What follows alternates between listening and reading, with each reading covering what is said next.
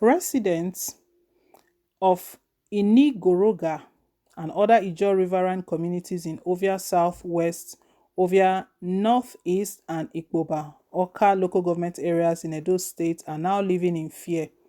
This is because for quite some time now, gangsters reportedly, led by some ex-militant leaders allegedly under the control of one Robert Okubo, who have been raining terror on the residents, killing, shooting, and destroying houses of the villagers for refusing to bow to their acts of intimidation.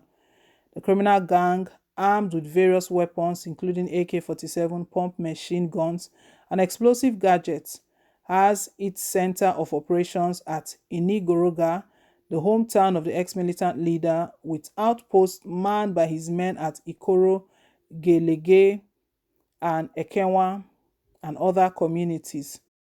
According to a 94-year-old leader of the community, the Emaku Suwe of Inigoroga, High Chief Joseph Magbu Way, he reportedly fled the community for fear of his life. This was after the ex-militant had set up a parallel leadership to oversee the community. They now reportedly collect revenue from their timber loggers. A former youth leader of the community and nephew of the ex-militant leader Ernest Ibinebi, who parted ways with the gang after accepting amnesty, was reportedly killed. His remains were seized after being paraded in a wheelbarrow in 2013 like an animal around the community until date. Last year, a young man, Samuel China, still hospitalized, was shot by the criminal-minded ex-militants after an unsubstantiated allegations that he was supplying information to security agents about the gang. Another citizen, Felix Gbale, was beaten to stupor for questioning why the ex-militant leader turned the Inigoroga community into an arms trafficking zone. Daniel Ezekiel, Senior Special Assistant SSA, to Governor Ifeanyi Okowa, who hailed from a riverine Ijaw community, and Ghost Time Agidigba took China to a medical diagnostic center where an x-ray showed he had 8 bullets lodged in his legs. The gang also reportedly destroyed the house of Favor Omar Arigba in an attempt to stop his illegal timber business at Inikorogha. Arigba, now in hiding, told journalists, "I work for the state government. We went to seize illegal logs. I went with them because I'm from the community and know where the illegal logs were hidden. The gang members found out and went to destroy my house. They said that as long as I have joined the government to stop them, the community will not contain me and them. I've been running since then because they want to kill me even after destroying my house."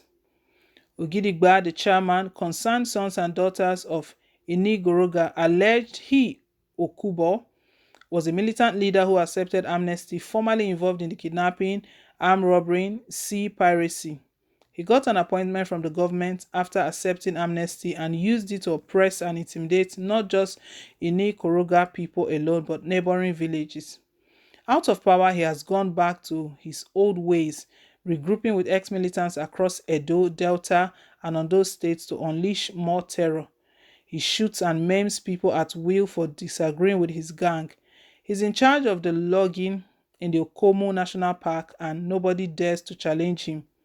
Speaking on the activities of the terror gang, a retired warrant officer of the Nigerian Army, Madam Victoria Potuki, who has been in the forefront of the battle to rid the area of militants, kidnappers, and bandits, told newsmen that she knew the ex-militant leader Okubo and was the person that took Okubo to accept amnesty from the federal government in 2009. She maintained that after he and others were assimilated, his activities grew worse. Madam Potoki stated, "It is not today that the Okubo started. In 2009, I dragged him to accept amnesty. I did everything for the government to transform him, and when the Department of State Services (DSS) arrested him for 21 days after he was taken to the former governor, Comrade Adams Oshomole, I fought to ensure his release because I was the one that made him accept amnesty. I took him to the former coordinator of Presidential Amnesty Program, AVM Lucky Are Relay, retired, now a monarch in Delta State, and he was released. But one of those they shot, claiming that he was an informant, is my grandson who drove me all about the 21 days I was fighting for his freedom. He came out and he was given appointment by Oshomole, and that got to his head. I became his enemy. He has become a law unto himself with his gangster. He rules the community with his brothers and nobody can challenge him. One of the things he did lately was selling some artifacts in the community belonging to the defunct African Timber and Plywood AT&P, and some of us have said no to. However, to check the activities of the gang, some elders of Inikorogha from Lagos Delta Rivers, Benin City, and other parts of Edo State on August 2nd, 2021, met with the Chief Security Officer CSO to Governor Gordon Obaseki at the Government House, Benin City, to appraise him for militancy, kidnapping, and other criminal activities of the gang, which have spread its tentacles to riverine communities in neighboring Delta, but there is no respite yet.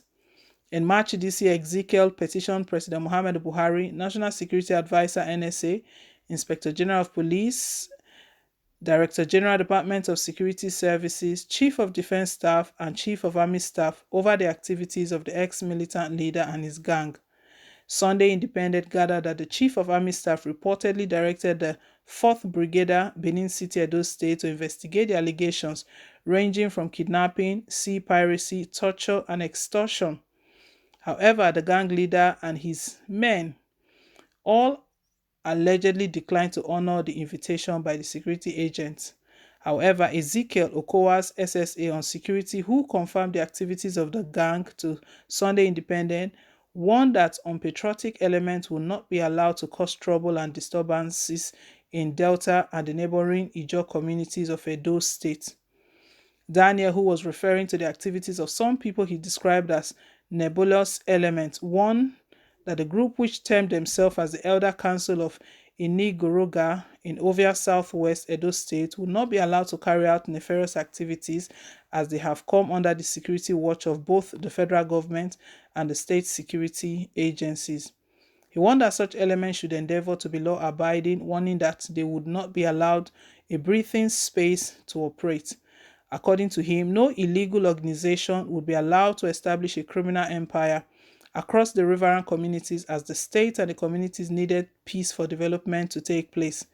He warned leaders of the group, who he also identified as Robert Okubo, Dere Mo Omagbemi, Sam Ebienwa, Andrew Igere Pepe Okubo, and others, to desist from activities that will set the riverine Ijaw communities of Delta and Edo State on fire.